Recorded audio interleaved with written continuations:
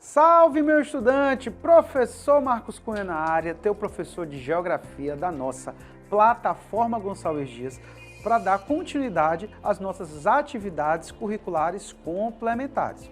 Uma série de aulas com temáticas centrais, envolvendo aí principais assuntos do ensino médio, primeiro, segundo e terceiro ano.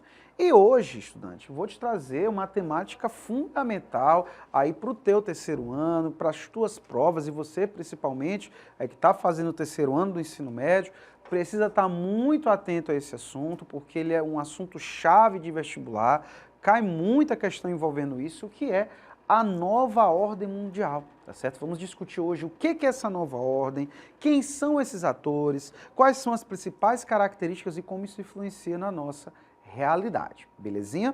Antes da gente começar, quero logo te lembrar, tá certo? Pega aí teu lápis, teu caderno, tá certo? Tua caneta, já deixa o print aí no ponto para não perder nada, certo? Para depois terminar a aula, vai lá dar aquela revisada para, evoluir no assunto. Então, para a gente começar com chave de ouro, respira, oxigena e vamos para cima. Antes da gente falar sobre a nova ordem mundial de maneira específica, eu quero fazer um recapitula contigo, tá certo? Que é o que são ordens mundiais. Porque normalmente a gente está trabalhando sobre isso, os alunos, professor, mas o que é realmente uma ordem mundial, tá? Eu começo te dizendo o seguinte: se a gente pensar bem no mundo em relação aos países, todos eles têm o mesmo poder de influência, de decisão no mundo? A gente sabe que não. A gente sabe na prática que vão existir países que têm maior poder decisório, maior poder de influência cultural, econômica, militar, e outros nem tanto. E dentro dessa relação de influência ou não, isso gera uma relação de ordem, uma relação de poder, correto? Então a gente vai perceber que na prática, no mundo, existem países que comandam o processo produtivo e países que são comandados. E o mais importante disso tudo é que essas nações que comandam, essas relações de poder se alteraram e se alteram ao longo da história. E a isso nós chamamos de ordens mundiais. Por exemplo, nós tivemos uma ordem anterior a essa, que é chamada de velha ordem mundial, que era a ordem do contexto da Guerra Fria, onde tu tinha outros atores, onde tu tinha um outro contexto. Tu tinha ali a União Soviética como um ator principal, tu tinha a bipolaridade do mundo, juntamente com os Estados Unidos da América, tu tinha ali, por exemplo, uma disputa ideológica entre capitalismo e socialismo muito clara, que regia a lógica do mundo em relação a quem comanda e quem comandava. Nesse período anterior, tu tinha como nações influentes, que comandavam o processo produtivo, que comandavam o processo geopolítico. Estados Unidos de um lado e a União Soviética do outro. Capitalismo, socialismo. Mas essa relação se alterou, principalmente da década de 90 para cá, com o final da União Soviética. E é justamente aí, tá certo, quando a União Soviética se desintegra, desaparece, que tem o início a nova ordem mundial. A primeira questão importante, eu vou pegar o pincelzinho aqui, deixar ele aqui na minha mão, certo?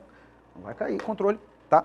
Primeira questão importante, a nova ordem mundial é a ordem geopolítica que nós estamos inseridos atualmente, tá certo?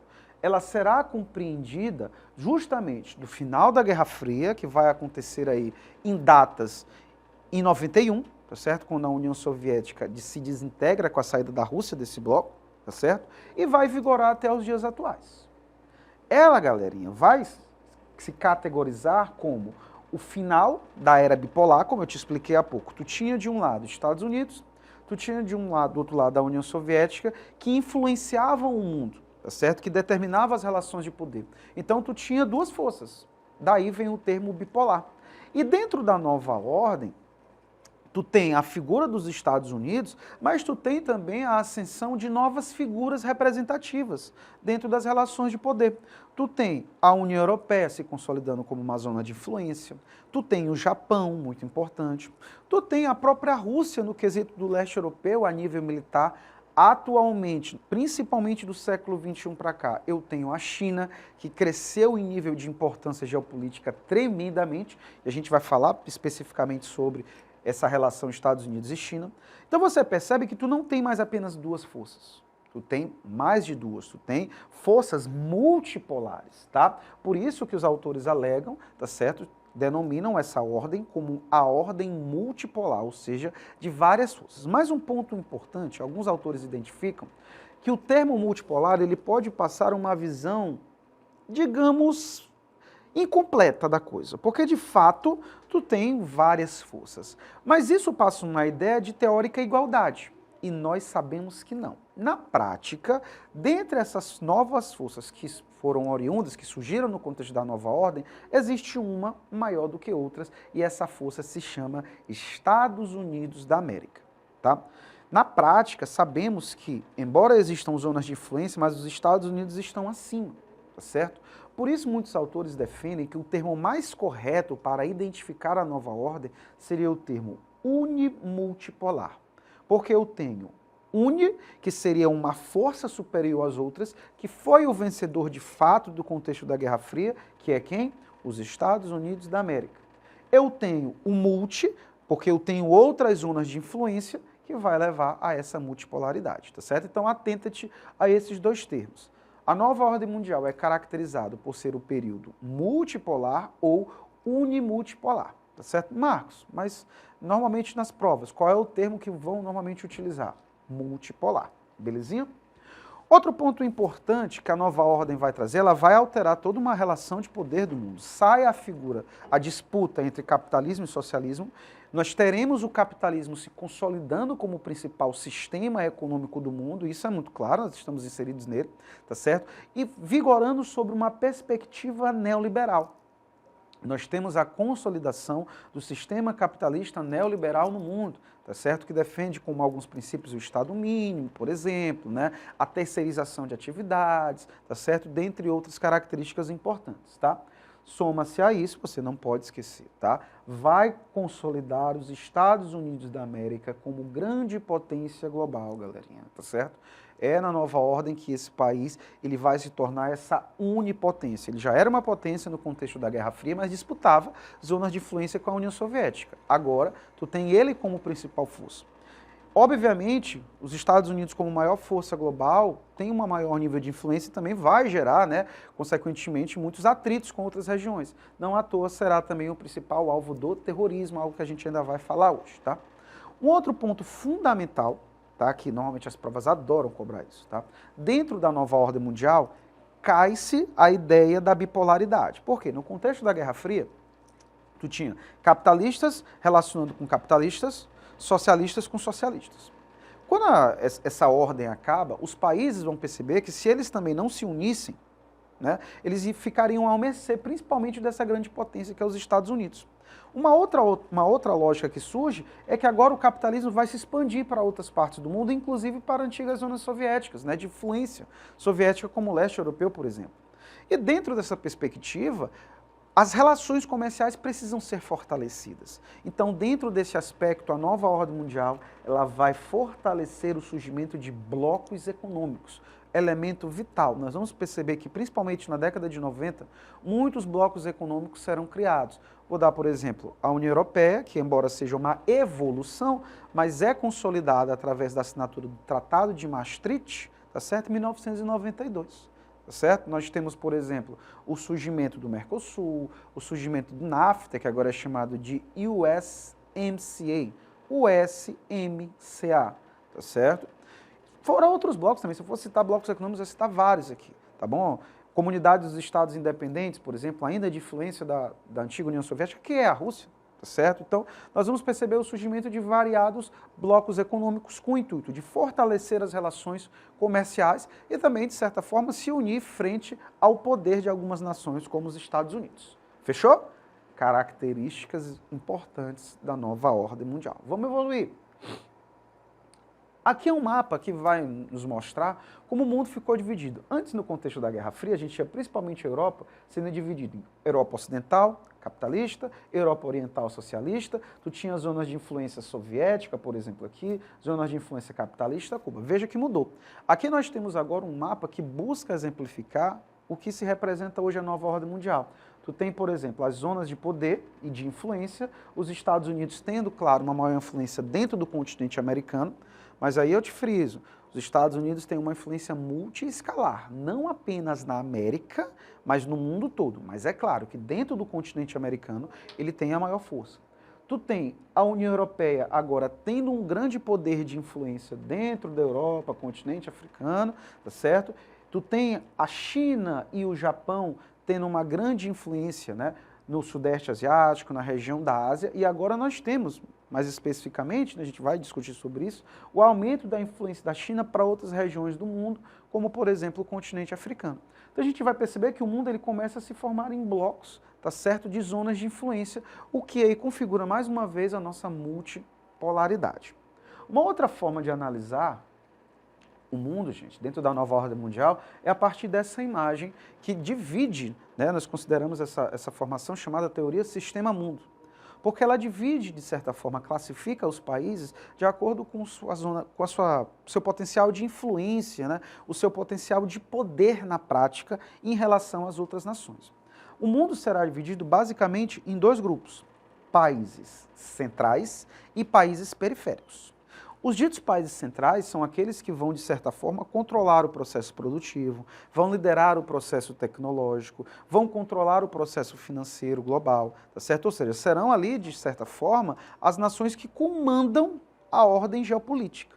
E nós temos ao seu entorno as zonas ditas periféricas, que serão justamente as nações dependentes dessa relação.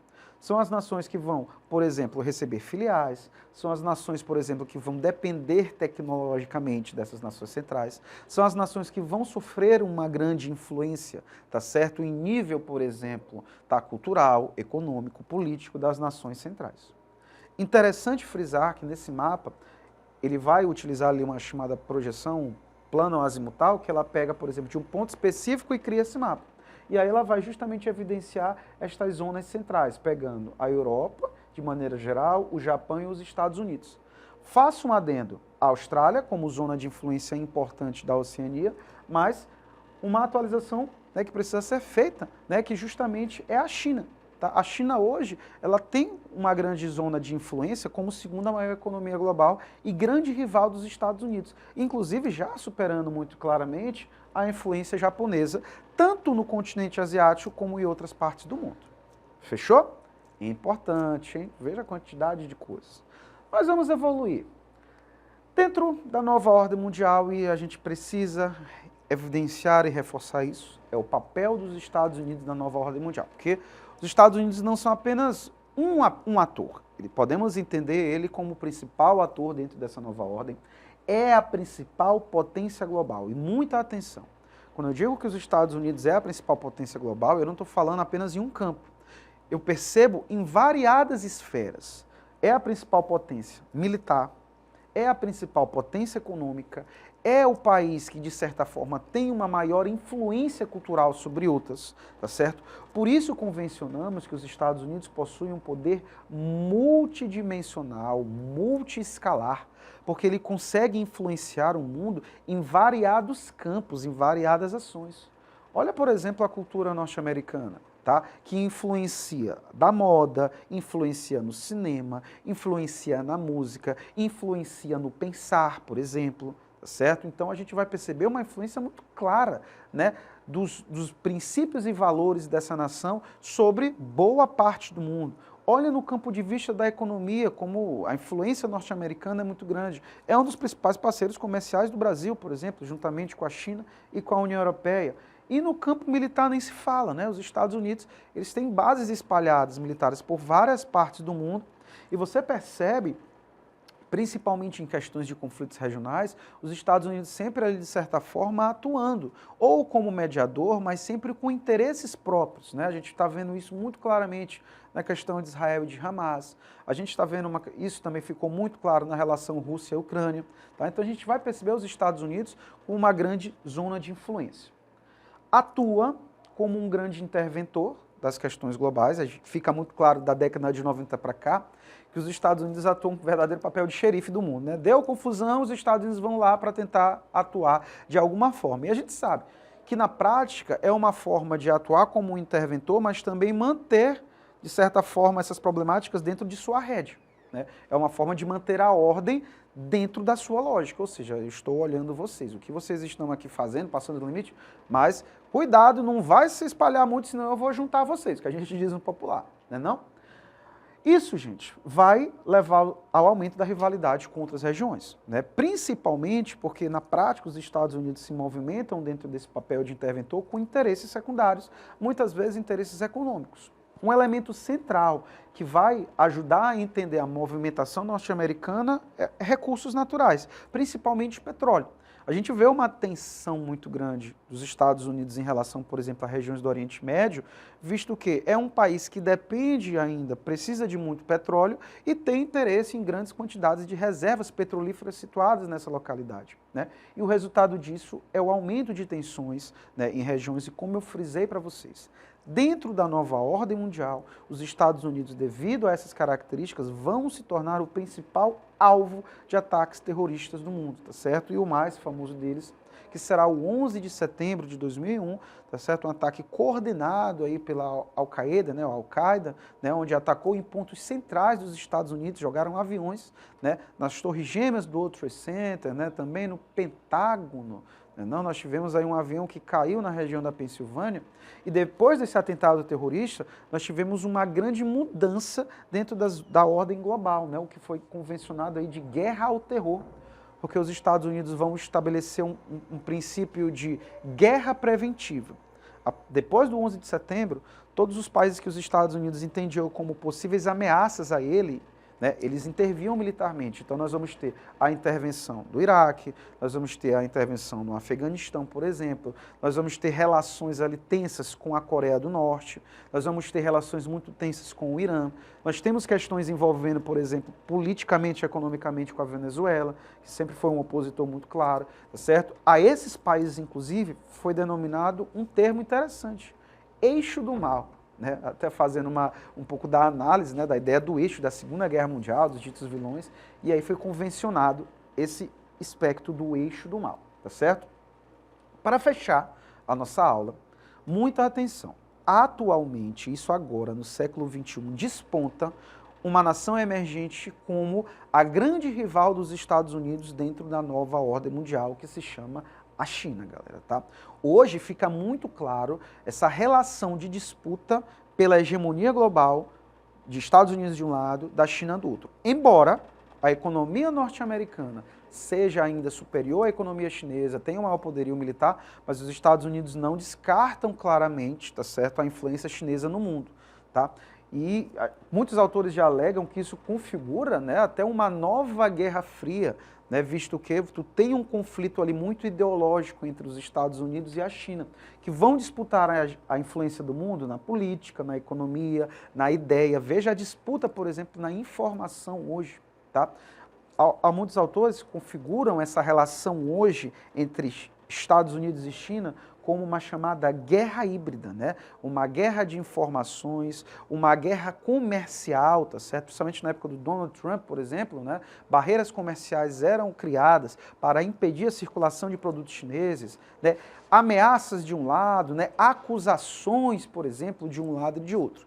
Então, se configura para a nova ordem mundial hoje uma disputa muito clara, né? Entre a hegemonia global de Estados Unidos e China, para quem de fato vai comandar o mundo e quem comanda o mundo. Fechou?